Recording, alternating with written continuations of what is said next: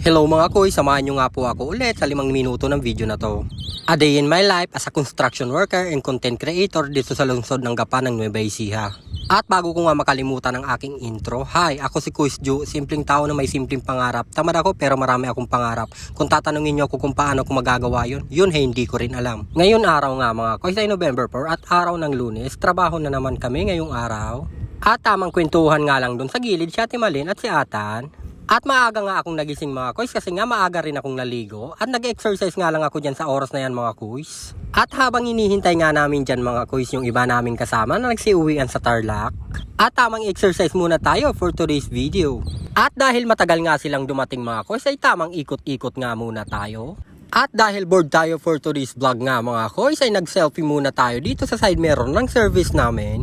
At dahil sa sobrang tagal nga nilang dumating mga kuys, kung ano-ano na nga lang yung ginagawa ko dyan. At yan na nga mga kuys, may isa nang dumating, ay dalawa pala, si Bong at si Jeff.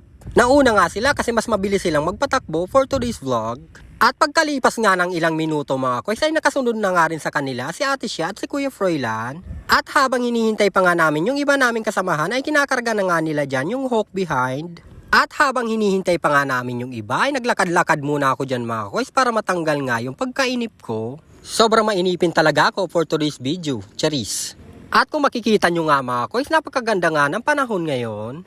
At mapapa-thank you Lord ka na lang talaga kasi sa ganda ng mundo at sa lawak nito. Kaya thank you Lord. At kahit gaano nga kahirap yung buhay, sobrang sarap pa rin mabuhay. Go! At nagsandok na nga ako dyan mga kuys ng kakainin ko for today's video.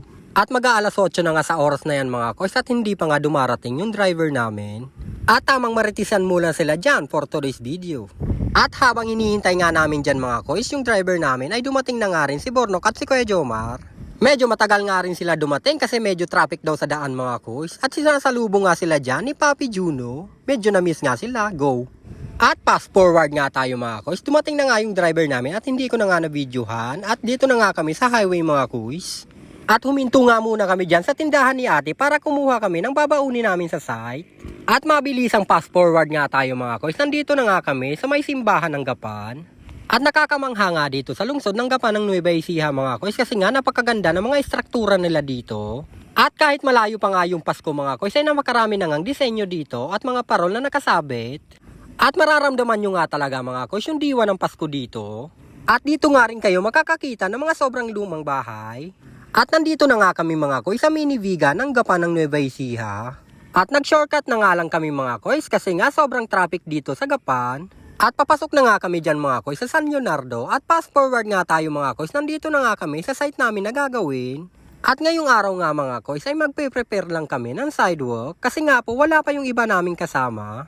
At ibababa na nga nila dyan mga kuys yung gagamitin naming hawk behind. At kailangan nga namin yung gamitin mga kuys para makompact yung gagawin namin at tumigas. At dahil nga dumaan na naman yung nagtitinda ng bitso at buko ay bumili nga kami dyan mga kuys. At para hindi magreklamo yung mga bulati namin sa tiyan, charis. At may isa na naman nga nagbenta sa amin at bumili na naman nga doon si Bornok. At sobrang tirik na nga yung araw dyan mga kuys. Yung init talaga ang sobrang nakakapagod. At piniso na nga ni Kuya for today's vlog yung gagawin namin kasi nga para masiksik. At kinuha nga dyan ni Bong yung tubig namin sa dulo kasi uhaw na kami for today's video. At dahil sa sobrang tirik na nga yung araw mga kuys, kailangan nating uminom ng tubig para hindi tayo ma-dehydrate. At dahil tapos na nga naming i-prepare mga kuys, ay kukuha na kami ng bakal. At hinintay ko na nga lang sila dito sa kukuhanan namin ng bakal mga kuys. At fast forward nga tayo mga kuys, nakakuha na nga kami ng bakal at bumalik na kami dun sa site. Babakala na nga namin yan mga kuys ngayong araw at bukas na nga ng umaga kami magbubuhos. At habang nagbababa ako ng bakal, tamang pakyut nga lang dyan for today's video si Bornok. At dahil sa tanghali na nga dumating sila Bornok kanina, hindi na siya nakapagpalit ng kanyang pangtrabaho. At ilalatag ko na nga dyan yung mga bakal mga kuys. At para bukas ay buhos na lang ng buhos. At yan nga po si Bornok ay bibili po siya ng yellow for today's video kasi sobrang init nga po ng panahon. At yan nga po si Ate Lovely yung binibilhan namin ng yellow dito sa site. At salamat rin pala kay Ate Lovely kasi always niyang sinishare ang aking mga vlog. Thank you po! At yan na nga mga kuys, inuumpisahan na nga namin latagan ng mga bakal. At para bukas ng umaga mga kuys ay magbubuhos na nga lang kami. At fast forward nga tayo mga kuys, nabakala na nga namin at tapos na nga yan. O siya mga koys, maraming salamat sa inyong panonood. Hanggang dito na lang ang video na to. Please share and like and follow. Maraming salamat. Bye-bye!